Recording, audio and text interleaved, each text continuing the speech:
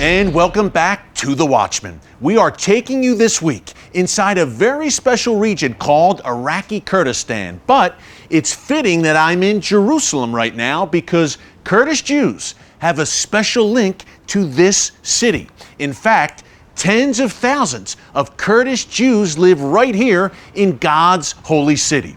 Dr. Mordecai Zaken is an expert on the history of the Jews in Iraqi Kurdistan, and he joined us recently to share their incredible story. Take a look.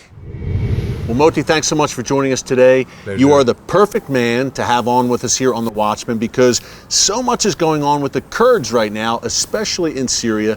Okay, let's start with a little bit of the history of the Kurdish people. Who are they and where are they based? Well, today, the Kurdish people, and this is one of their tragedies, that they are divided among 5 countries.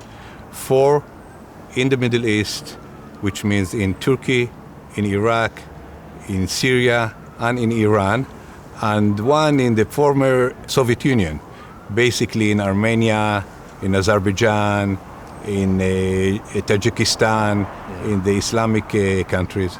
So you have the main problem of the Kurds, which are a tribal society, tribes that have been living in the area for hundreds of years, that they have been suppressed and oppressed by all the regimes in which boundaries they live. We once had, it may shock some people to know, a large Jewish population in Iraqi Kurdistan. Tell us a little bit about the history. Shouldn't be that much of a surprise to people, actually, if you read your Bible.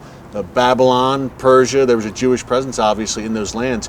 But tell us a little bit about the history of the Jewish people in the Kurdish regions. Yes, as you rightly pointed out, the Jews were exiled from Samaria and from Israel during the 7th century before Christ into the area which is approximately in Assyria, in current Kurdistan. Yeah. And they settled there.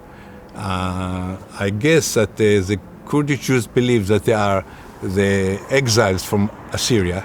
They lived there for lost tribes. The lost tribes. Yeah, the 10 lost tribes. Maybe yes. They were the fascinating subject of many travelers who were looking for them.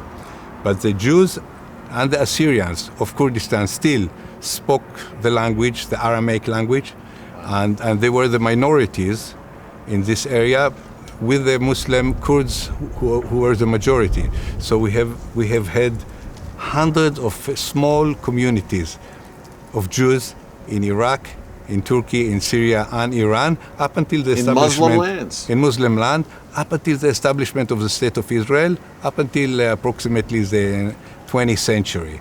Wow. So and then most of the people, the overwhelming majority of the people, left and came to Israel. They live here mostly in Jerusalem, but also in many agricultural villages. A large Kurdish population here in Israel. Yes, it is pretty large. People say by now, about 200,000 people. And Moti, you have Kurdish ancestry in your own family, right? Yes, that's right, yes. I am from a Kurdish origin, my father and my mother, and my grandfather's side. And so I am curious about this. I was very curious about this society. As I told you, I started writing. Yeah. You've written great books about this. Thank you. I began with a term paper about Kurdistan when I was a student, and I realized there was hardly anything in written. So I started interviewing people, just like you were doing it, and you know how fascinating it is. Yeah. When I was in Kurdistan, a lot of the Peshmerga generals I interviewed spoke very fondly of Israel. Tell us about that special relationship between the Kurds and Israel. Yes, you're right, Eric. Israel actually helped the Kurds of Iraq, and not all the Kurds of Iraq, but the Kurds of the KDP, of the Kurdistan Democratic Party.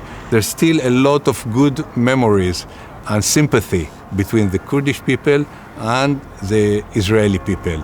And now when in the KRG, the Kurdish Regional Government, was created, there is some sort of contact.